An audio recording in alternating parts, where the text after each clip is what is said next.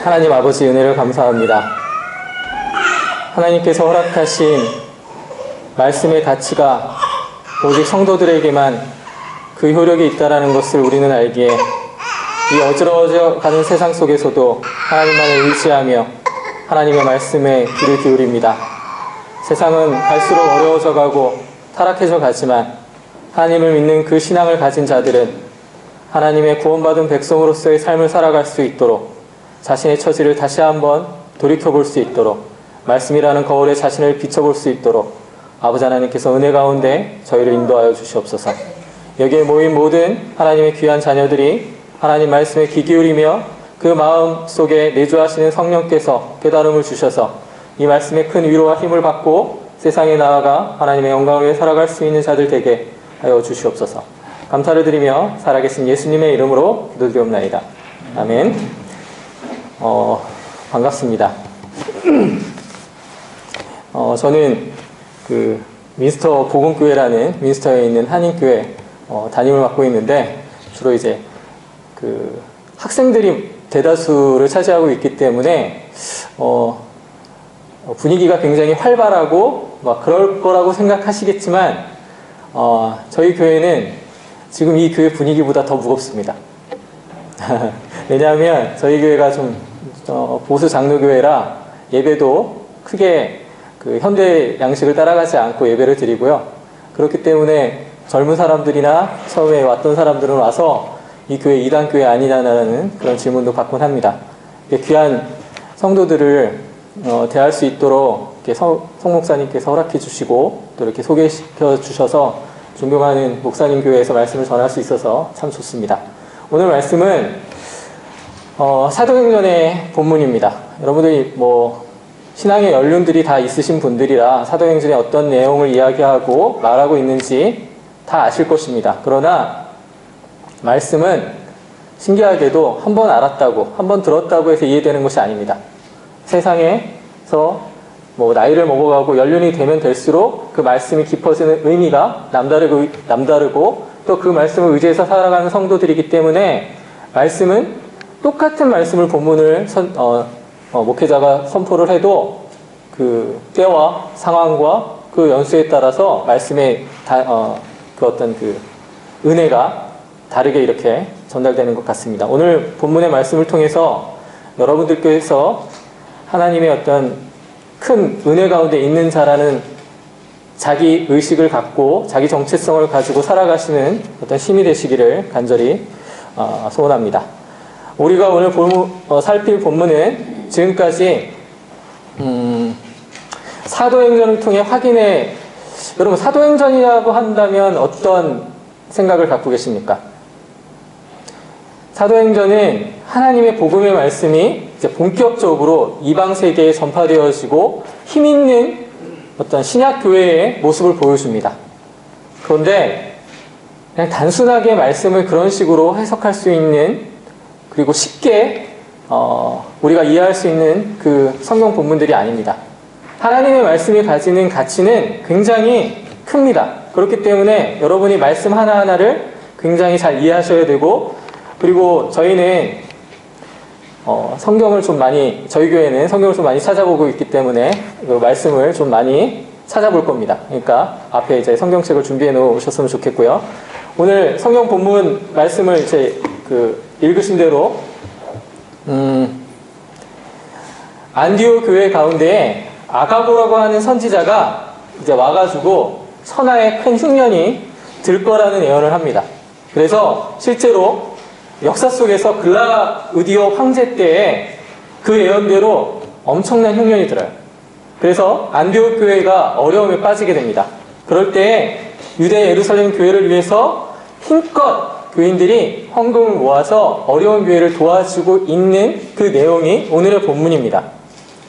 근데 사도행전의 내용들을 한번 전부터 간략하게 말씀을 드리자면 여러분 다 아시겠지만 성령의 강림으로 신약의 교회가 탄생합니다. 그리고 성령 받은 사람들이 주 예수 그리스도의 복음을 힘차게 목숨을 걸고 이제 전파하기 시작합니다.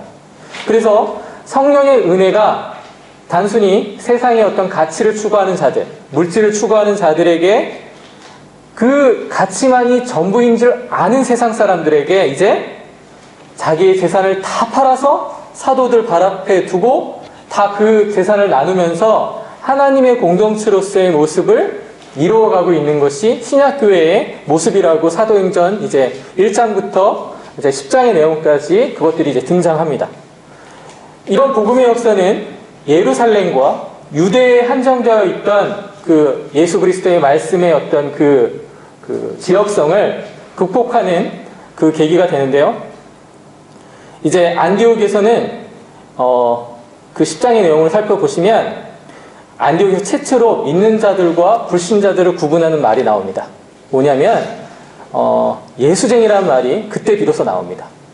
예수쟁이라는 말이 굉장히 천박하고 우리는 솔직히 그 예수 믿는 기독교인들을 이렇게 비하시킬 때 이런 말을 듣는다고 생각하는데 이때 비로소 예수 그리스도를 믿는 사람들이 정말 저 사람들은 예수 외에는 살아갈 수 없는 사람들이라고 인정을 받는 그때가 비로소 그때 이루어집니다. 여러분 예수쟁이란 말을 한번 이제 들어보셨을 거라고 생각되어지는데 그 말이 되게 천박하거나 비하하는 말이 아니에요. 우리가 아시아 사람이라고 가끔 중국 사람들하고 도매국으로 넘어가서 무시받는 그런 때가 있지만 그것보다 그건 단지 인간적으로 이렇게 당하는 어떤 마음의 괴로움이지만 실제로 예수쟁이란 기독교인이라는 말은 그 말 자체에 하나님의 은혜와 축복이 넘치는 말입니다. 그리고 여러분이 인생에 살면서 내가 예수를 믿는 사람들이 있는데 그 예수 믿는 정체성을 어디서 찾으실 겁니까? 여러분의 삶에서 어떻게 찾으실 겁니까?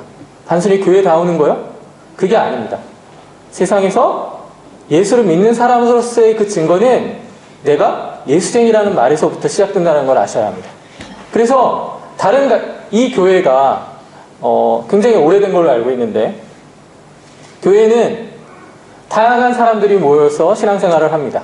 그런데 마음이 맞고 이렇게 뜻이 맞아서 서로 좋아서 이렇게 살아가는 그런 사람들만 모였습니까? 그렇지 않지 않습니까? 다양한 연령대와 다양한 생각을 가진 사람들이 모여입니다. 그런데 예수를 믿는다라는 거 하나 때문에 모든 게 통하는 것입니다.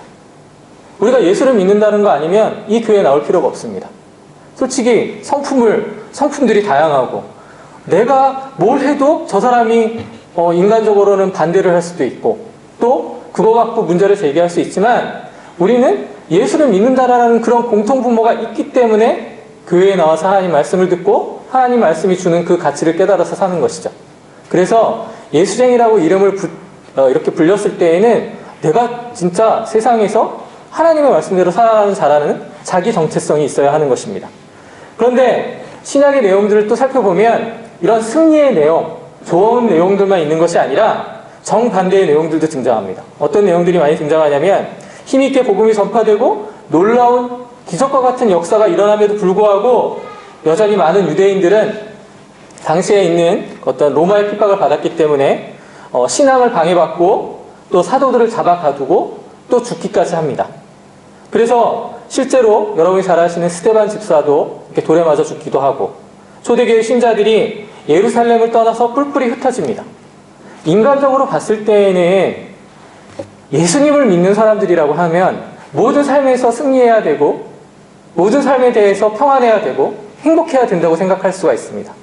그런데 성경에 있는 내용들을 다 한번 유심히 보십시오. 성도들은 편안하고 행복한 삶을 살아가는 자들이 아닙니다. 제가 인생의 연수가 몇 년 안 됐기 때문에 감히 연륜이 높으신 분들 앞에서 이런 말씀하는 게 죄송스럽긴 하지만 성경에 있는 내용을 그대로 설명하는 목사이기 때문에 이 말씀을 드리는 겁니다. 인생은 고난 가운데 있고 힘든 어떤 환경 가운데 있습니다.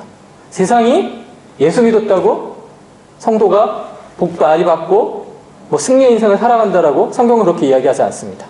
그렇기 때문에 성경에 있는 내용들을 통해서 여러분들이 과연 하나님께서 왜 이러한 고통과 고난이 있는지도 생각해 봐야 한다는 것이죠.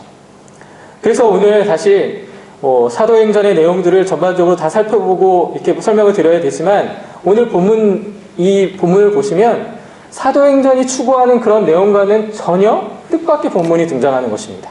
왜냐하면 갑자기 그 내용이 이렇게 삽입되어 있는 듯한 내용입니다.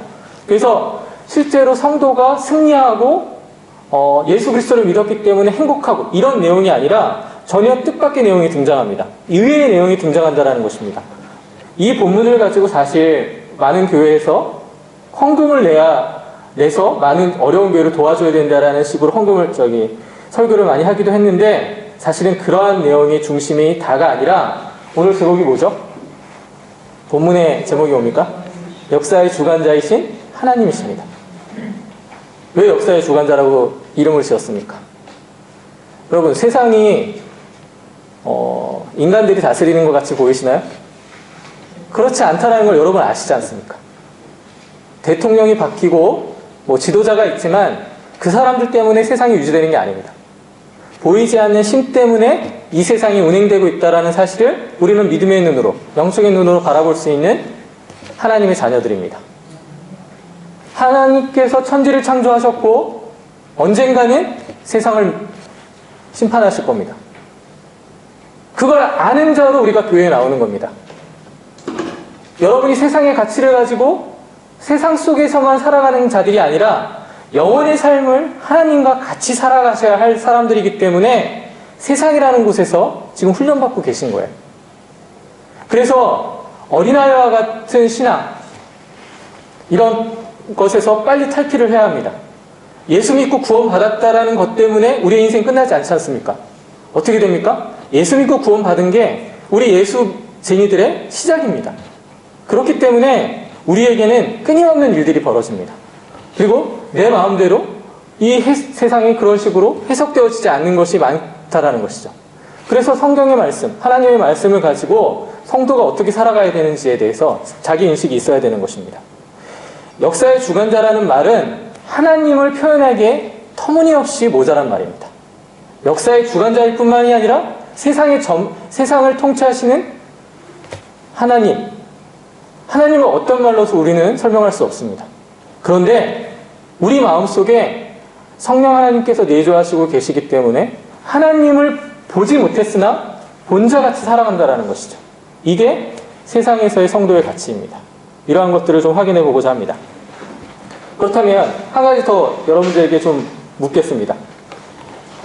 예수 믿고서 독일 생활 오래 하시면서 어떤 간증거리가 참 많으실 텐데 얼마 전에 여기서 한 40년 사신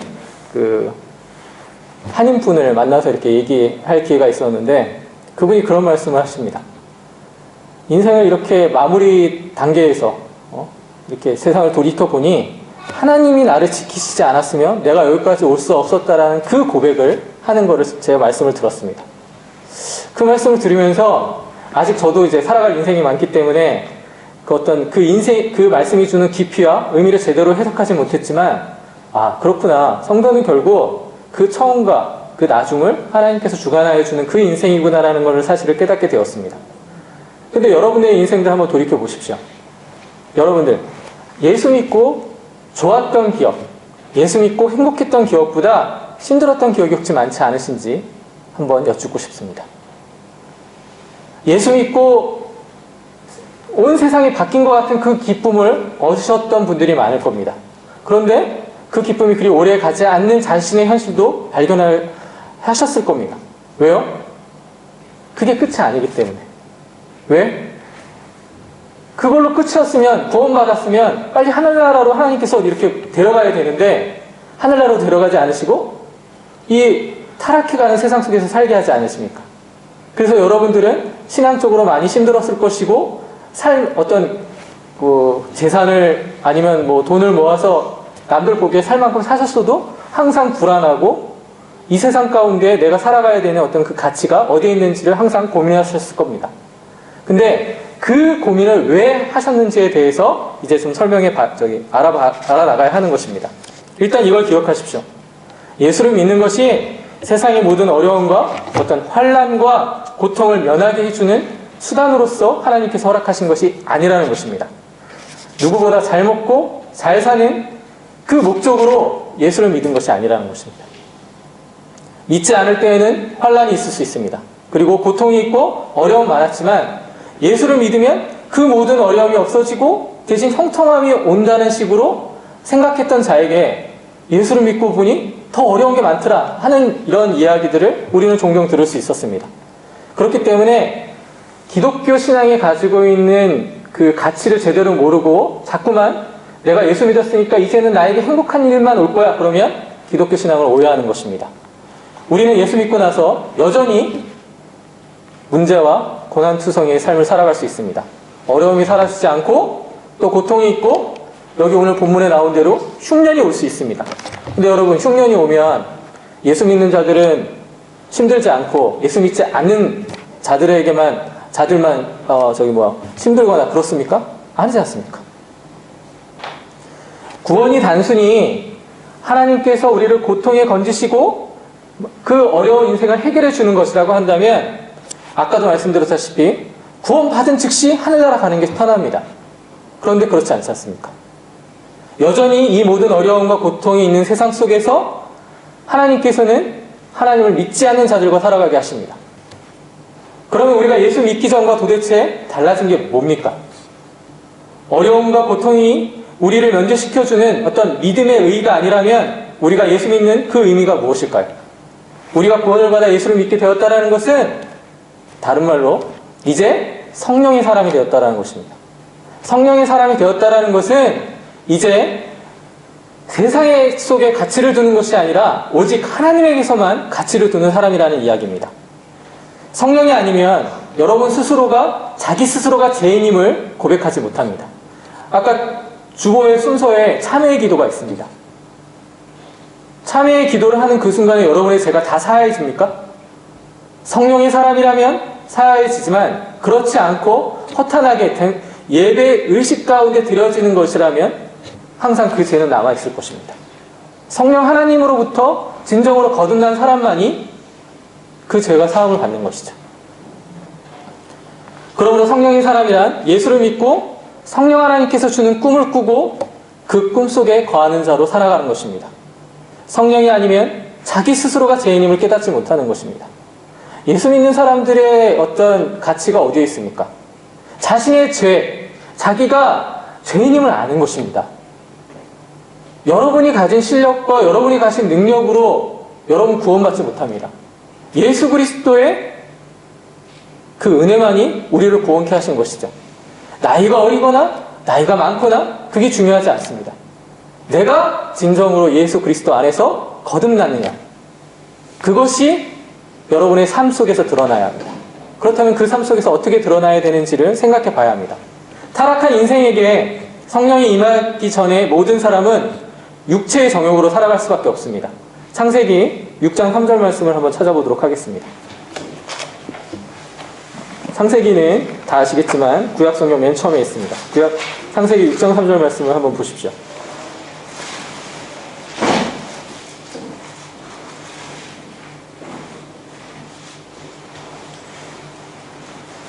창세기 6장 3절 말씀을 같이 한번 봉독하도록 하겠습니다. 창세기 6장 3절 같이 한번 읽죠. 여호와께서 이르시되 나의 영이 영원히 사람과 함께 하지 아니하리니 이는 그들이 육신이 됨이라. 그러나 그들의 날은 120년이 되리라 하시니라. 자, 이거를 다른 말로 다른 성경에 기록된 대로 다시 말씀드리자면 여호와께서 가라사대 나의 신이 영원히 사람과 함께 하지 아니하리니 이는 그들이 육체가 됨이라.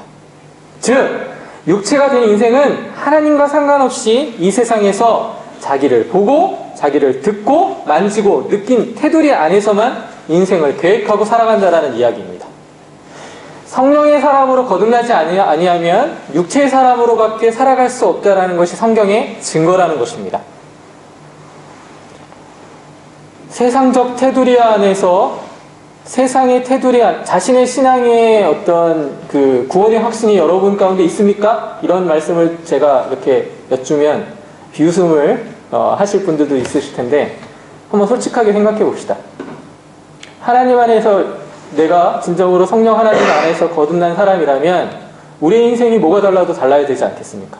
그런데 여전히 세상적 가치를 추구하고 사는 자신의 인생이라고 한다면 아직 갈 길이 멀다라는 것입니다.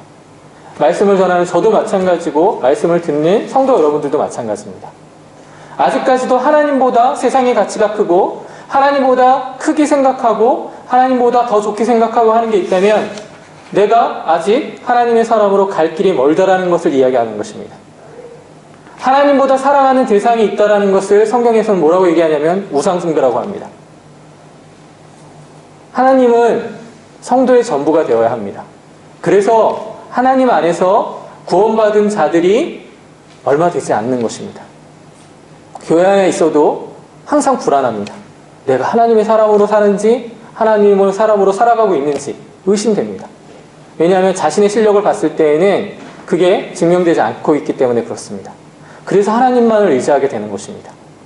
그래서 성도는 하나님 안에서 겸손할 수밖에 없습니다. 하나님 안에서 잘난 체할 수 없다라는 것입니다. 내가 가지고 있는 세상의 지혜와 가치와 부를 가지고 사람을 평가하는 것은 성도가 아닙니다. 제가 굉장히 원론적인 말씀을 드리는 겁니다. 젊은 목회자라고 해서 제가 가지고 있는 생각을 이야기하는 것이 아니라 성경에 있는 말씀을 하는 겁니다. 우리는 하나님 말씀이 그 말씀을 듣고 거북해야 합니다. 왜 거북해야 되냐면 하나님의 말씀은 나의 죄를 깨닫게 해주시기 때문에 그렇습니다. 하나님의 말씀을 듣고 내 죄가 깨달아지지 않고 내 마음속에 거북함이 없다면 세상과 분리되지 않았다는 것을 이야기하는 것입니다. 그래서 하나님의 말씀은 우리가 죄인임을 증명해주는 가장 확실한 수단입니다. 그래서 여러분들은 하나님의 말씀을 끊임없이 듣고 자신의 삶 속에서 하나님의 귀한 그 가르침대로 살아가야 되는 책임감을 느끼셔야 하는 것입니다. 구원의 시작은 하나님께서 우리를 의와 거룩으로 완성하시기 위해서 시작하신 것입니다. 그런데 그걸 내 능력대로 할 수는 없습니다. 내 능력을 가지고는, 내 힘을 가지고는 그 구원의 길로 갈 수가 없습니다. 그래서 하나님을 의지하는 것이죠. 시편 119편을 한번 찾아보겠습니다.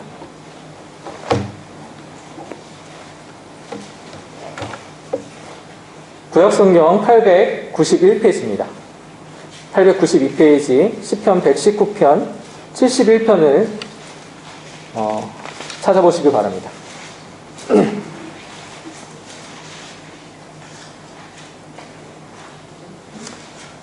시편 119편 67절 말씀을 보십시오.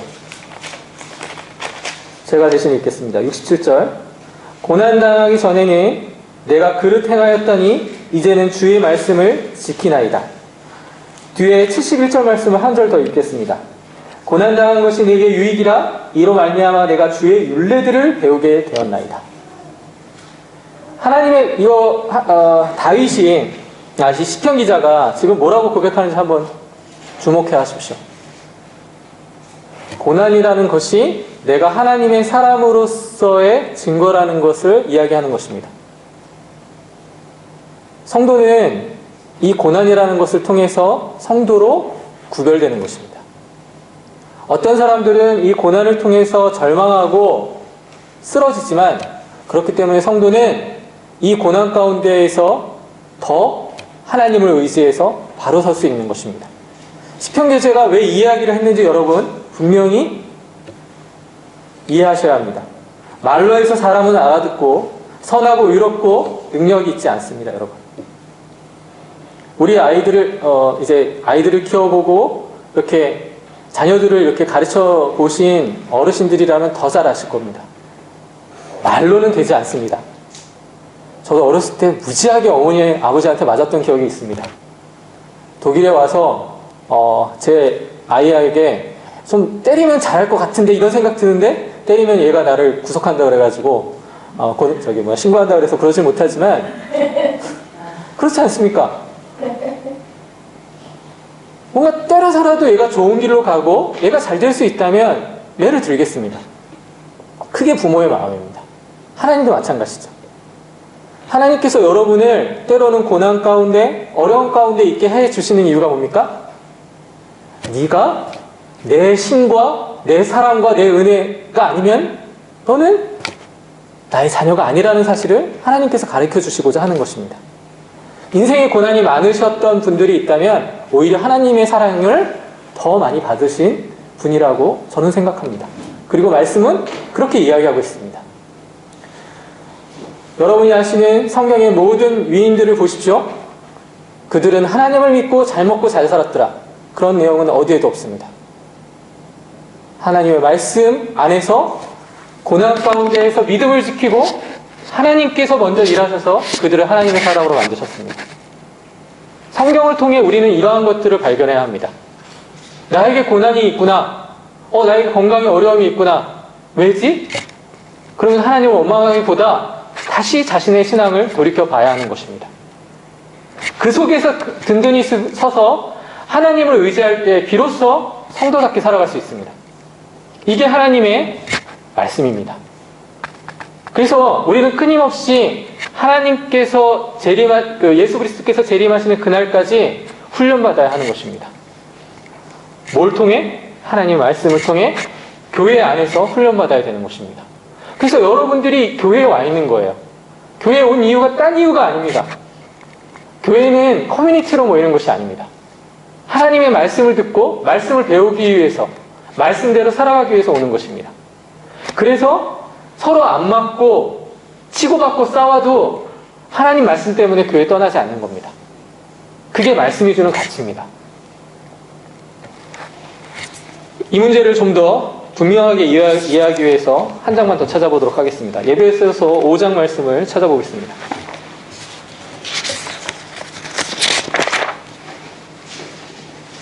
에베소서 5장 8절입니다. 신약성경 315페이지.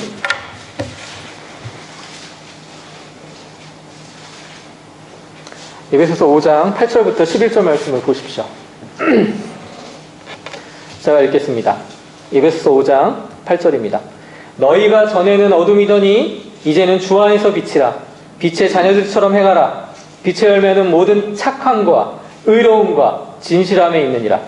주를 기쁘시게 할 것이 무엇인가 시험하여 보라. 너희는 열매 없는 어두운 일에 참여하지 말고 도리어 책망하라. 전에는 너희가 어둠이었는데 이제는 뭐라고요? 빛이라라고 얘기하고 있습니다. 여러분, 나는 빛이야. 세상에서 그렇게 이야기할 수 있는 사람 있습니까? 그러면 세상은 쟤 미쳤구나라고 생각할지 모릅니다. 그런데 하나님의 말씀은 우리가 빛이라라고 얘기하고 있습니다. 세상의 가치로는 내가 빛이 될 수 없는데 하나님의 기준으로 봤을 때는 성도는 빛이 되는 것입니다. 열매 없는 일이라는 것은 그가 한 일이 가지고 있는 가치가 쌓여가는 것이 아니라는 것입니다. 누구나 열매가 있느냐 하면, 누군가에게만 열매가 있느냐 하면 그건 빛에 속한 자만이 열매가 있다라고 지금 성경은 이야기하고 있습니다. 빛에 속했다라는 것은 하나님의 자녀로 하나님이라는 테두리 안에 있을 때만 가능하다는 것이죠. 성도가 세상과 하나님을 동시에 같이 섬길 수 없습니다. 이거 다 아시지 않습니까? 근데 우리는 적당히 세상 섬기고 적당히 하나님도 섬기면서 복을 받기를 원합니다. 그건 하나님 섬기는 게 아니에요, 여러분. 그건 이방신 섬기는 거랑 똑같고요. 미친 무당이 신을 섬기는 것과 똑같은 겁니다. 제가 말을 좀 극단적으로 표현했는지 모르겠지만 제가 젊어서 그런 것이라고 이해해 주시기 바랍니다. 우리는 하나님과 세상을 동시에 섬길 수 없습니다. 그러면 어떻게 섬겨야 하는지 말씀에 귀를 기울이십시오. 로마서 12장 1절과 2절을 보면 이렇게 기록되어 있습니다. 그러므로 형제들아, 내가 하나님의 모든 자비하심으로 너희를 권하노니 너희 몸을 하나님이 기뻐하시는 거룩한 산 제사로 드리라. 이는 너희의 드릴 영적 예배니라. 너희는 이 세대를 본받지 말고 오직 마음을 새롭게 함으로 변화를 받아 하나님의 선하시고 기뻐하시고 온전한 뜻이 무엇인지 분별하도록 하라. 우리의 성도라는 전 존재가 하나님 말씀 가운데 지금 뭐라고 얘기합니까? 이런 존재가 되라는 겁니다. 어떤 존재? 하나님의 은혜로 구원받은 자가 되었으므로 우리의 존재는 하나님이 받으실 만한 거룩한 산 제사가 되어야 된다고 얘기하고 있습니다. 어디서 그런 존재가 되라고요? 교회 안에서만? 그게 아니죠.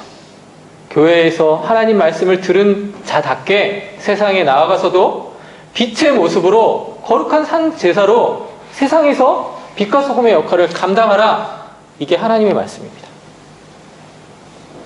그래서 하나님의 말씀은 어떻게 믿음이 약한 자를 대해야 하고 어떻게 악으로 갚지 말아야 하며 악한 법과 권세 앞에서도 하나님의 사람, 성령의 사람으로 이 세상을 어떻게 살아가야 하는지를 분명히 제시하고 있습니다. 교회가 타락하고 성도가 타락한 이유는 다른 데서 있는 게 아닙니다. 하나님 말씀대로 행하지 않고 있기 때문에 그런 것입니다. 만약에 하나님 말씀대로 행하지 않는다면 저같이 하나님 말씀을 전하는 자도 악한 사람이 될 수 있습니다. 하나님 말씀대로 행하지 않으면 여러분들도 악한 자가 될 수 있다는 거예요. 하나님이라는 테두리를 벗어난다면. 그러므로 여러분, 하나님만 붙잡으셔야 합니다. 하나님만 의지하셔야 합니다. 그러나 이것이 말로만은 되지 않습니다. 그래서 훈련이 필요합니다. 믿음과 성령이 주시는 생각과 꿈을 이 땅에서 펼치는 거룩과 그 어떤 영광과 생명의 삶을 살기 위해서 가만히 앉아있어 되는 건 없습니다.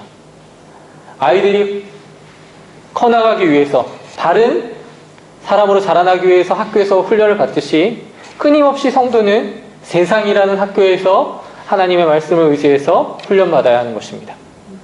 혹시나 지금 고난 가운데 있으신 분이 있다면 그건 오히려 하나님의 은혜가 가까운 것입니다. 그래서 그런 속담 있지 않습니까? 가장 어려울 그 순간이 하나님이 가장 가까운 그 시간이라고. 그런 말이 괜히 만들어진 것이 아닙니다. 성도는 고난 속에 있을 때에만 하나님을 의지합니다. 참 아이러니죠. 여러분, 행복하고 즐거우면 하나님 안 찾습니다. 절대 안 찾습니다. 인생을 얼마 살지 않은 저도 그 사실 하나는 분명히 깨달았습니다. 내가 행복하고 내 멋대로 하고 싶을 때에는 절대 하나님이 보이지 않습니다. 그렇기 때문에 여러분, 제가 감히 하나님의 말씀을 전하는 목사로서 이런 말씀을 드리는 겁니다. 끊임없이 하나님 안에서 살아가고자 발버둥 치십시오. 그러면 하나님께서 여러분을 여러분의 인생으로 만들지 아니하시고 하나님의 인생으로 만들어 가실 것입니다. 그거 하나만 의지해서 담대하게 세상에서 하나님 말씀에 의지해서 승리하십시오. 그러면 그걸로 하나님께서 여러분에게 모든 것들을 대신해 주실 거라고 믿습니다. 잠깐 기도하겠습니다. 하나님 아버지 은혜를 감사합니다. 말씀을 허락해 주신 하나님의 은혜가 너무나 큽니다. 이 말씀을 먹고 살아가는 하나님의 성도로서 하나님 말씀이 가진 가치를 깨달아 아는 자들 되게 하여 주시옵시고, 혹여나 지금 어려움과 어떤 불편함과 고난 속에 있는 성도들이 있다면 하나님이 먼저 일하시며 하나님이 먼저 그것들을 감당할 만한 능력을 허락해 주신다라는 그 생각을 잊지 않으며 세상에서 담대하게 살아가는 주님의 백성들 되게 하여 주시옵소서. 예수님의 이름으로 기도드렸나이다. 아멘.